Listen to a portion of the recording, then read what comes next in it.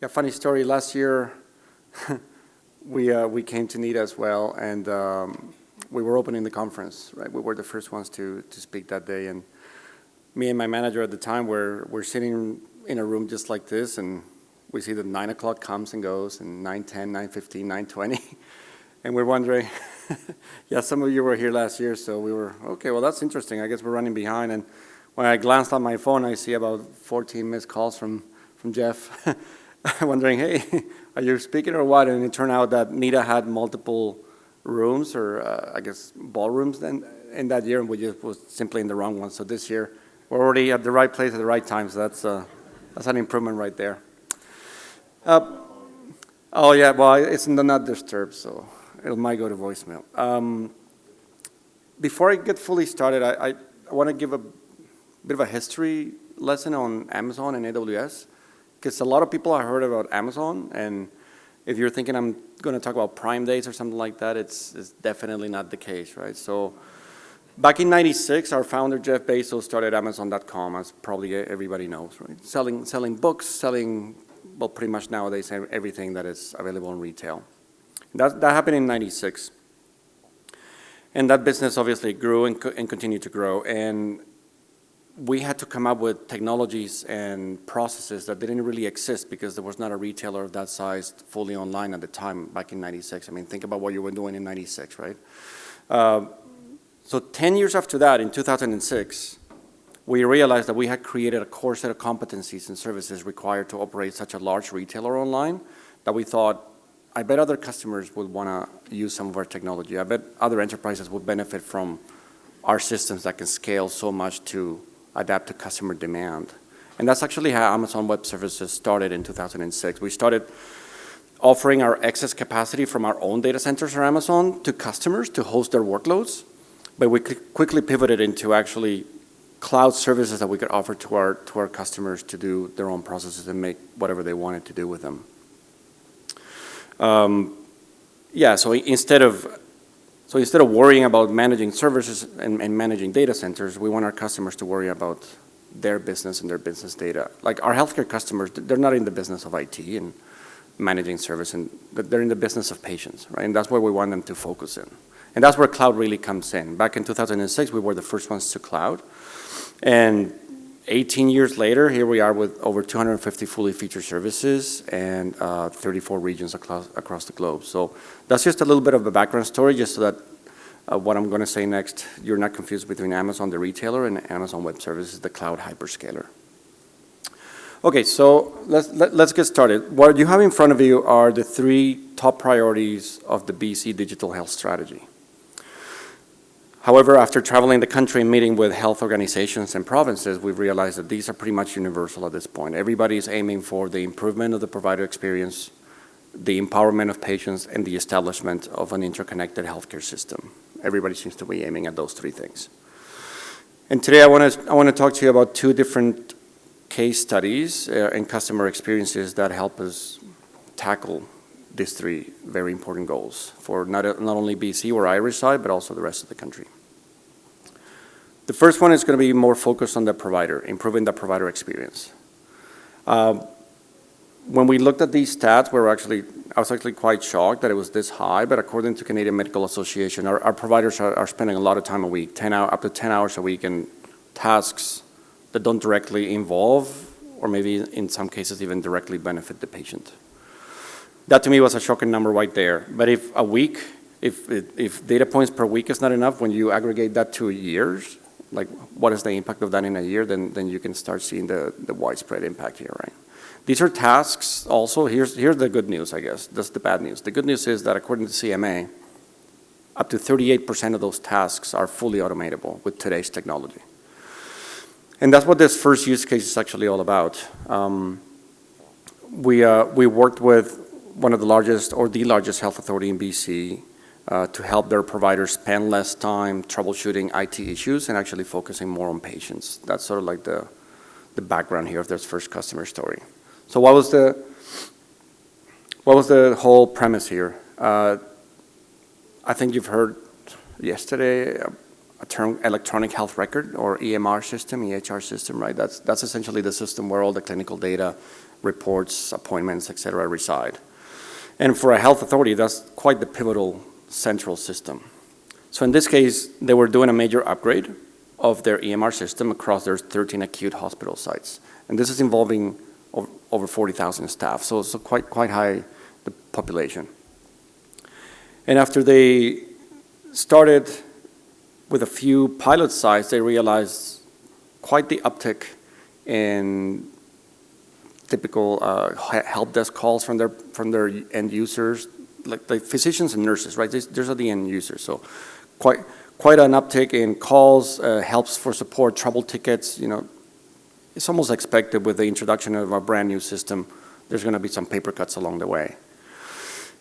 So they realized that this was not scalable as they rolled out to the rest of their sites. So we started talking to them about, well, I mean, they've been trained, yes, okay, so obviously there's something missing here. So what if we put a conversational interface between the provider and the nurses and terabytes and terabytes of documentation that you have about the new system, how to do quick reference guide, how-to guides? What if we put something in the middle that can facilitate that communication, right? So they don't have to be calling IT or actually researching on their own.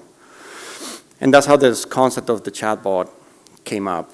It seems a lot of our customers are thinking about GenAI as, what if I started with a chatbot? Like chatbots are very popular nowadays, so this was no exception.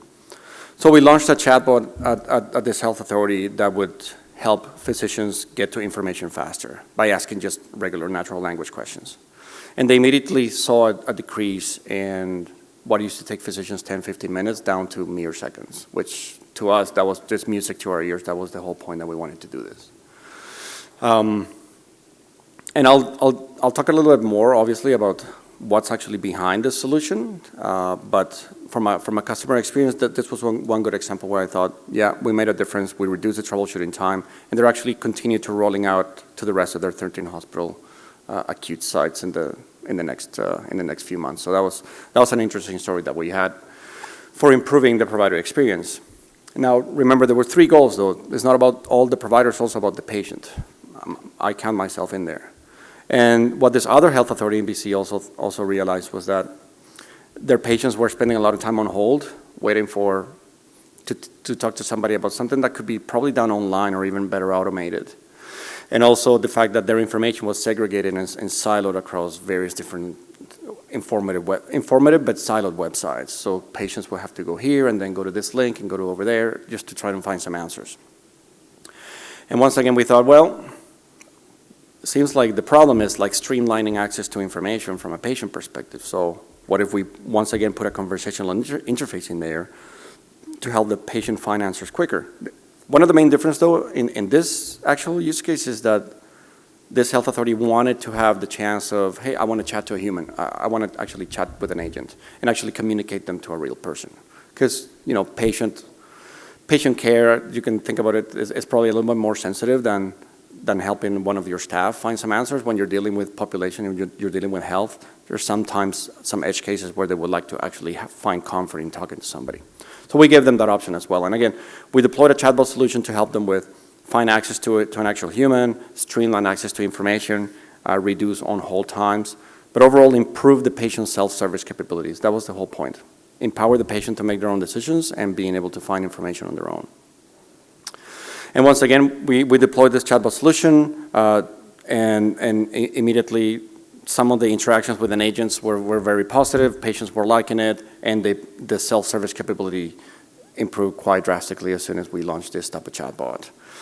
And it's, like I said, it's almost like where everybody seems to be starting, at least on the healthcare side, with these chatbots, because they're low risk, they're easy to implement, and I'll get into some details on how we actually do that. If you want to take a look at it, you can scan that QR code if you want from your phone. It'll actually lead you to a demo instance of this chatbot that we released, that we have up and running. It's been minimally trained with a specific website from BC Women's Hospital, and is prepared to answer questions that are found on those websites. And I'll show you a little bit what the look and feel is like. But remember, it's not trained on anything else, and that's actually quite important. We'll talk about hallucination, which is a term that used around these large language models, and how our customers really want us to provide answers based on on their data and their information. They don't want these models to start making things up and come up with answers that are not true or something that they have embedded. So in case you haven't seen a chatbot before, which I'm assuming most of us have, when you go to the website, you'll see your typical lower, I guess, lower left, well, depending, in the lower side of the screen, you'll see a chatbot icon in there where you can tap, and then the interface, the chatbot interface will come up. I think the video should be playing any time now. So you can click it and you can start asking it questions. So I think the first question that I have here in the video is, I think, is how do I make an appointment? Right, your typical type of question. And I'll show you in the video where that information is coming from. But you type your question, chatbot goes through its knowledge base of what's been trained on, and gives back a response and say, well, this is how you make an appointment. Hopefully that's readable, or to some degree readable. What kind of services are available through appointments, and we're gonna get some information back from the chatbot, and I'll show you here in a second when that information is coming from. Because we don't want to be making things up here. This is very important for our customers. We want to really ground the model in terms of what are the answers that it can provide. And if you can see, this is the quote-unquote real side where the information is being crawled from, and the information that is being reported back by the chatbot is essentially the same information that is on the website. That is exactly what we want. Yeah, so what do I need to bring to my appointment? Typical. And a chatbot is responding with, well, BC services card, the requisition is to be signed, a couple other requirements, and you can go to the same website and see that the requirements are pretty much verbatim from there. That's what we want to aim for. We don't want ambiguity. We don't want hallucination. So if I ask it, even though we're in a casino, I can ask it, well, should I play the lottery today? And it should actually respond with what it's going to respond with was, I have no idea. Like, that's not a question that I'm trained for. That's just a silly proof of what we actually want here. Hallucination is not great in healthcare. And then we can also train the chatbot, like I explained, to chat to a human.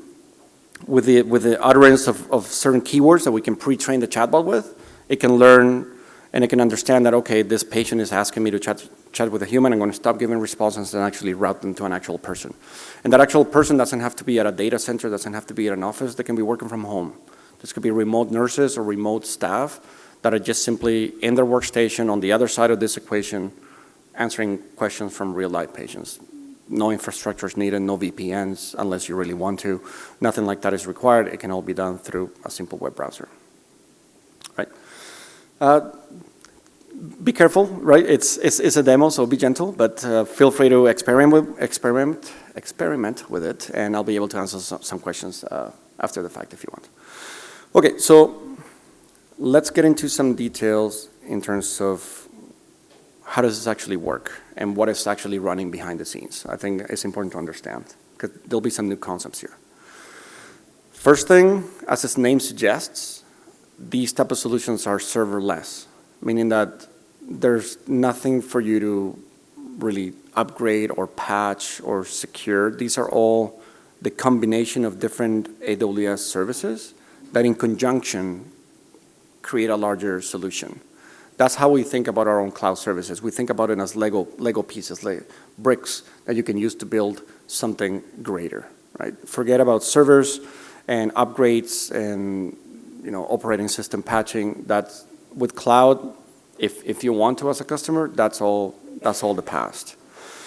Also, as we heard yesterday from HP talking about sustainability, when they were saying, well, if you extend the life of your device by 2 years, you get 30% more sustainable. Well, in this case, there's simply no devices, no servers to maintain. You're using our managed services. So I don't know if you remember the graph, but cloud accounts for like 0.8% of the carbon emissions at any given customer, and serverless is a great example of that. There's no servers to maintain. You're just using our own services. Omnichannel. You saw how you can, I guess, type on the chatbot. You saw how you can actually reach an actual human. You can also do voice. You can also do SMS texting if you wanted to. If you're in a remote location where data is tricky, but SMS is actually feasible, you can even do that. So we support various different channels when it comes to these chatbots and how they communicate back and forth with the end user.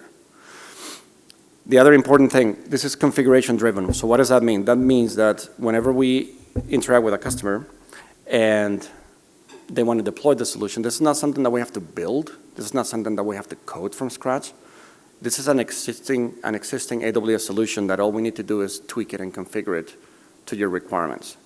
So what this means is that you can go from my website doesn't have a chatbot at all to I have a fully featured chatbot answering questions. You can get there in hours, not days, not weeks, not months, but hours with this type of solution. And probably the best part is that it's open source. We don't believe in licenses at AWS. We don't sell licenses. We don't like subscriptions and long-term locking our customers into. We are a utility-based company, and we're great proponents of open source, so in this case it's no exception. You don't have to pay anything for using the solution. From a licensing perspective, what you are responsible for is obviously the cloud utility associated with this. So what do I mean by that? You should think about cloud utility as you think about your hydro at home, meaning that you go into a room, you turn on the light bulb, the meter starts going. For as many minutes or seconds that you have that light bulb on, the meter is increasing. And then when you're done, you flip off the switch, billing stops. And cloud is essentially the same way. While you're using the chatbot, while somebody's using the chatbot, you're incurring into cloud utility. At the end of the month, there's a bill. So what is the good news about that? If you have slow evenings, slow weekends, or you're using a chatbot sporadically at the beginning just to try things out, well, your bill's going to be really, really, really low. But as you gain momentum, though, you might be thinking, well, if it's really, really busy, then my bill's going to be astronomically high. And the answer to that is we actually, if you are predicting high volumes and high usage, we have mechanisms to work with our customers to reserve capacity ahead of time in the cloud, which will give you, in some cases, up to 72% discounts over on-demand prices. So we always have a mechanism to do what's right with the customer, focus on the technology, and not let cost necessarily be blockers for innovation. We have very different levers that we can pull, right? I want to get a little bit technical, not too much necessarily, but I think it's important, given this is an IT symposium, to understand what are those Lego bricks behind this solution that I was talking about, right? And again, these are all managed services from AWS that we are responsible for owning and operating. You are just responsible for pointing us to your data and essentially some configuration levers, but not the underlying infrastructure. First one of those Lego bricks is something called Amazon Lex. That's our first line of defense. That's what you're actually interacting with if you're using the demo. That's what allows to understand what the question is, the sentiment of the question, but also provides multi-language capabilities for the chatbot. In the case of the chatbot that's in the demo today, that is just for English right now, but Amazon Lex supports over 25 different languages, including French, Canadian, and French English. So it really opens up the door for different languages and different localities and geographies when it comes to using these technologies. And then after that, after we have the question understood and we know what the patient or the provider or the customer is asking about, then we get into services like OpenSearch and Kendra that help us crawl. Remember in that provider use case that I said, there's terabytes of documentation and PDFs and videos of how to do certain things in documentation. Well, Kendra and OpenSearch is what allows us to crawl and index all that information in a way that I can retrieve it by keyword, right? So I think your question is about this topic. I'm going to group all these different documents and passages, and then at the end, I'm going to feed it to where the brains of the operations are. Our services like Bedrock and SageMaker, which is where these large language models are actually hosted, and then provide an answer. Okay. Yeah, and SageMaker is for, I guess, the customer that wants to be a little bit more adventurous and do some detail level configuration of their large language models and how they operate. Bedrock is more of a managed experience when it comes to interacting with these large language models. And again, it's serverless. There's nothing for you to maintain, nothing for you to patch. Essentially, you select the model that you want to use, and off you go to the races. I want to take a bit of a deeper dive in Bedrock specifically. There's been a lot of talk about large language models since yesterday. Well, more than yesterday, but specifically here at the symposium, there's been a lot of comments about models, and we heard from Raymond from UBC yesterday about that big tree that he showed us of all the different large language models out there. There's hundreds of them out there. And what Bedrock provides it provides a central way of interacting with all these different large language models in a way that is secure, in a way that is safe, through a common API. So what that means is that you actually design your solution once, and then you can swap in whatever different model you want to be trying, whatever different model you want to be testing, because the ecosystem is so agile right now with these large language models that there's new versions, new improvements coming out almost weekly. So Bedrock allows you to establish a point of, this is how I'm going to consume Gen AI and large language models, and you can just essentially trial some, swap some in, and while maintaining all your code and all your infrastructure in place. Right? You don't have to be recoding every time you want to experiment. That's against what we're trying to do. It also automates guardrails, responsible AI, we just heard, that is very important. It automates guardrails and the enforcement of those guardrails. But it also automates and manages something called RAG, which I'm surprised hasn't come up yet, something that stands for Retrieval Augmented Generation. That's essentially the mechanism where you can take your data, your documents, your passages, your websites to be crawled, whatever it is. RAG is the process where you can take that data and actually feed it into the model to give it context in which it should provide its answer. Right? If you just ask a model a question without any context, there's a chance that it might hallucinate and might give you an answer that it might have found from other sources other than yours. Right? We don't necessarily want that in healthcare. We want our customers' data to be part of the responses.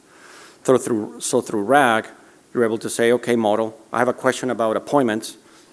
Here's the website that we think the answer is in, and here's the documentation that explains how to book a website, book an appointment. You give me your answer based on these parameters that I'm giving you. So it really grounds it and tethers the model to the data. Okay. A little bit deeper on security, though. Security is our top priority at AWS, full stop, and we work very hard at it. We bring the model to the data, not your data to the model. So what does that mean?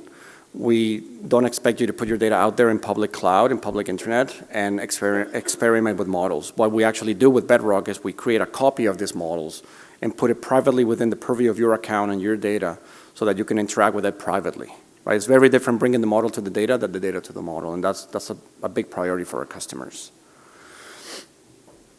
And yeah, like I said, customer data used for training and tuning, also a very high priority. And it's interesting that Joanne here from CCCS was talking yesterday about bad actors and guidelines from CCCS, and actually we work very closely with them when it comes to designing our own cloud environments and our own account environments for our customers. And I'm happy to report that the environments that we create for our customers, especially in Canadian public sector, have been done in very close consultation with CCCS. And we actually meet and automate all 12 cloud guardrails that CCCS not enforces, but heavily recommends, I guess, to Canadians that want to use cloud. We meet and automate all 12 guardrails. So when a customer in the Canadian public sector wants to use our services, they can do so with a baseline of security that we're bringing to the table. We're owning that side of the equation for them. Of course, the customer is still ultimately responsible for who has access and who they want to share things with, but from an infrastructure and environmental perspective, we're taking that on in conjunction with the Canadian Centre for Cybersecurity. Alrighty, last few slides, I want to just quickly talk about where does all this stuff run, right? Because the cloud can be a little abstract context or concept, and that's on purpose. We want to abstract our customers from infrastructure, but it's also important to understand where can potentially these things run. So we have 34 regions across the globe, and I'll explain these concepts, and over 108 availability zones, I believe, at this point. So what does that mean? For us, it's an actual hierarchical structure that we design our own infrastructure by. A region is a geographical area of the world where we provide our services. That's about it. It's typically within a country, but that's all it is. It's a geographic area where we have our services. Within each region, though, we have at least 3 availability zones. And within each of those availability zones, we have clusters of data centers. So by the time you hear that AWS has a region in Alberta, in Calgary, for example, or you hear that AWS has a region in Montreal, that's very different from assuming that AWS has a data center in Calgary or a data center in Montreal, because in reality it's clusters of many data centers that together form availability zones and in turn regions. Right? So it's very redundant infrastructure that connects all of this together. They're all communicated through our own private and secure fiber networks that we exclusively own and operate. They're close enough that latency is not a problem, but they're far enough that the chances of a natural disaster knocking more than one down, I don't think it's ever happened, and it's very unlikely that it will. We put a lot of effort in determining where these availability zones and data centers actually reside in. In addition to that, we have over 600 CloudFront locations or caching locations across the globe for content delivery, and we have 41 local zones. Local zones are, I guess, mini regions or extensions of regions for areas of the world where we have very high customer demand. There's one coming to Vancouver and there's one coming to Toronto to complement our 2 Canadian regions. We're one of the few countries in the world that actually have more than one AWS region. And just to talk a little bit more about the Canadian investment that AWS is making, by 2037, the total investment in AWS infrastructure in Canada will be $28 billion by 2037. And we're already well into that. That's billion with a B, like Darcy was saying. And that's in the form of multiple regions in the country, availability zones, local zones, solar farms here in Alberta, specifically in Alberta with the launch of our region in the Calgary metropolitan area last year. That commitment alone was over $4 billion, just for the province of Alberta alone. This is creating over 9,300 full-time employee jobs just in Canada. And we're fully committed to the success of especially Western Canada, which I'm very happy about because I live in BC and I was thrilled to have an AWS region that is very, very close to us. I think that's it from an infrastructure perspective. I like to close how I typically like to close, which is a call to action. You heard from Microsoft already about how agile cloud is and how easy it is to adopt, and that's actually 100% true. The cost of experimenting in cloud is very low because there's no licenses, at least on AWS, to procure. There's no long-term engagements to get into. There's no hardware to buy. Everything you can do on AWS, you can do it with managed services in a very economical, agile way. So that investment, that initial investment, is just essentially your time. And we're very happy to work with our customers, and even we have mechanisms to provide funding up front for proof of concepts for experiments that you want to run in the cloud, because we really don't want initial cost to be a blocker for adoption. Right? So there's a lot of different levers that we can pull to work with you, and I invite you to, through that QR code, to reach out to your account team or your solution architect like myself. We'll be happy to work with you, and hopefully today was interesting. So thank you for your attention, and if there's any questions, I'll be around. Thank you.